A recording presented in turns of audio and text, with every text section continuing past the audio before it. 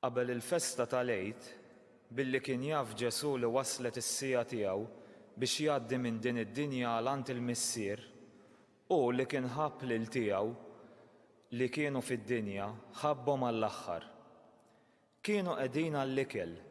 Ix-Xitan kien ġawebbel lil Ġuda ta' Xmul l-Iskarjota u daħħallu f'rasu li jittradih.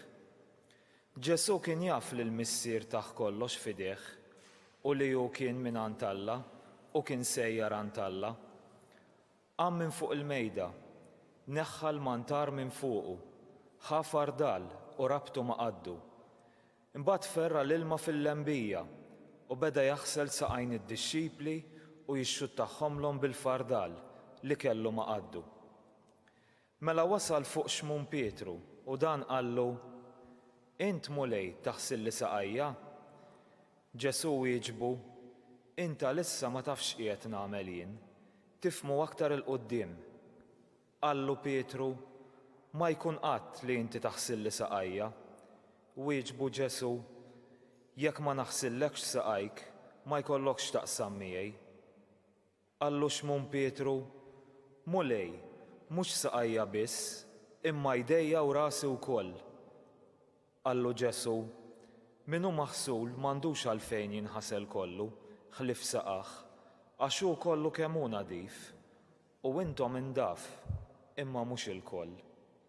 Għax hu kien jaf min kien sejjer jittradih, għalhekk qal: M'intomx il-koll indaf. Wara li ħasslilhom saqajhom, libes il-mantar u raġa' qagħad fuq il-mejda u qalilhom: Tafu x'għamiltilkom? Intom issejħuli li Mgħallem u l-mulej u tgħidu sewwa għax hekk jien. Mela jekk jien li jien il-mulej u l-Mgħallem ħsiltilkom saqajkom, hekk intom għandkom taħslu saqajn xulxin. Għax jien tajtkom eżempju biex kif għamilt jien magħkom, hekk tagħmlu intom ukoll. Il-kelma tal-mulej.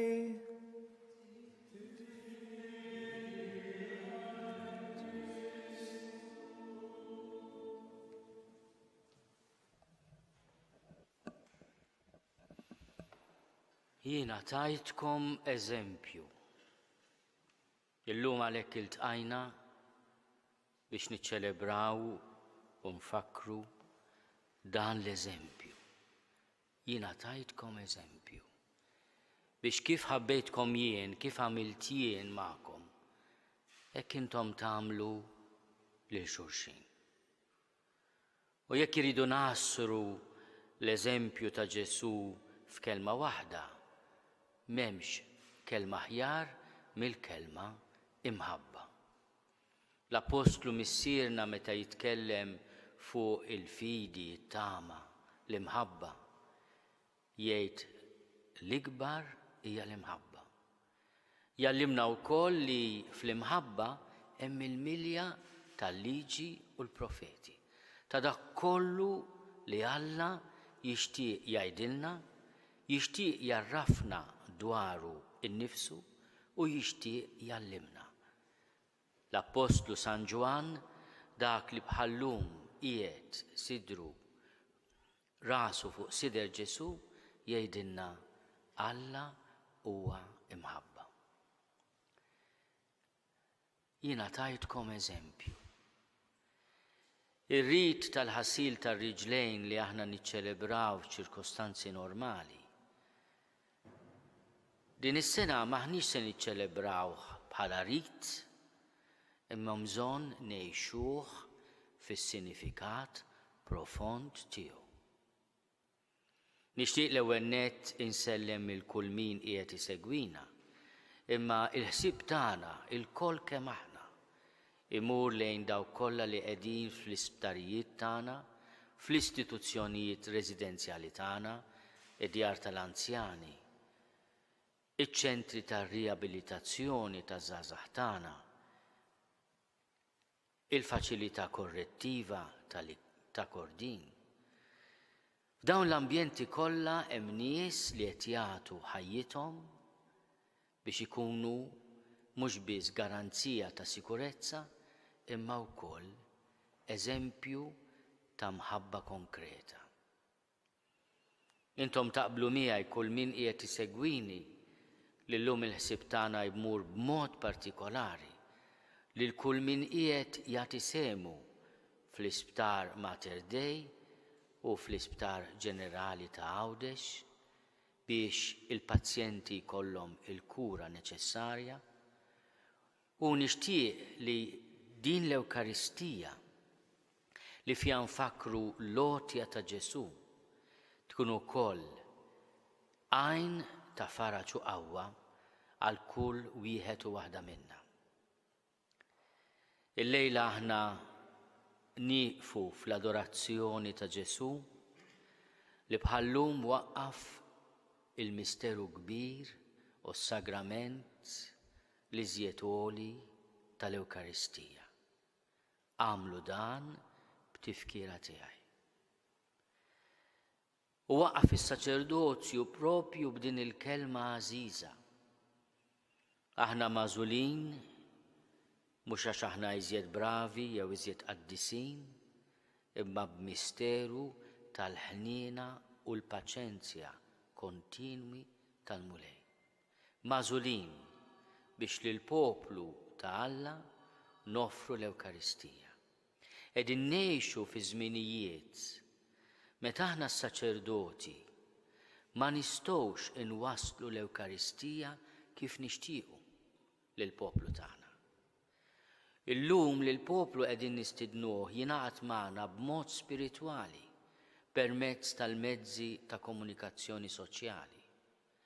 Imma t-talba tagħna hija li ma jkunx il-bogħod il-jum meta nerġgħu niltaqgħu fil-knejjes tagħna niċċelebraw flimkien bħala familja waħda iċ-ċelebrazzjoni tal-imħabba ta' Ġesu għalina u li l-kol kemm aħna rikonċiljati miegħu permezz tas-sagrament tal-qrar nersqu lejn it-tqarbin bil-ġisem u d-demm għażiż tiegħu.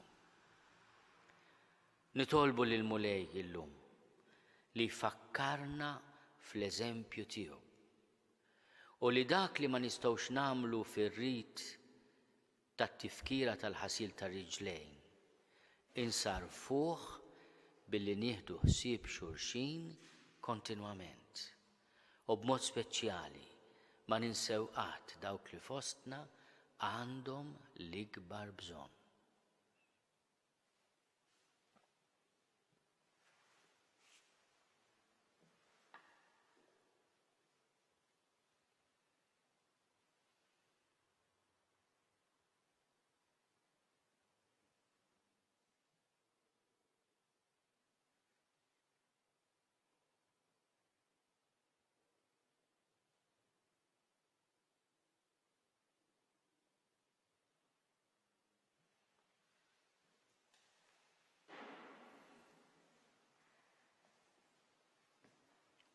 Ejjew li nġabru f'mument ta' talb u nitolbu lil mulej biex iħarisna, iberikna bid-don tas-saħħa, bid-don tal-paċenzja, bid-don tar-rassenjazzjoni, jagħtina l-grazzja li aħna b'ġesti konkreti ta' mħabba, ta' solidarjetà naħslu sa' għajn xulxin.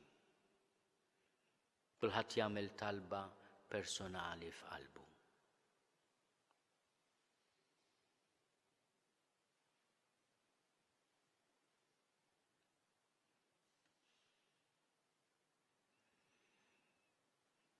Jiena nixtieq nitlob il-Ġesu grazzja speċjali bħalma nagħmel kull sena lill-Ewkaristija solenni. Nitolbu l-grazzja tal-vokazzjonijiet, għas-saċerdozju, għal-ħajja reliġjuża u għaż-żwieġ nisrani. Il-mulej li jsejjaħ liż-żgħażagħ tagħna jurihom li t-triq tal-qdusija hija t-triq tagħhom u tagħtihom l-ikbar ferħ.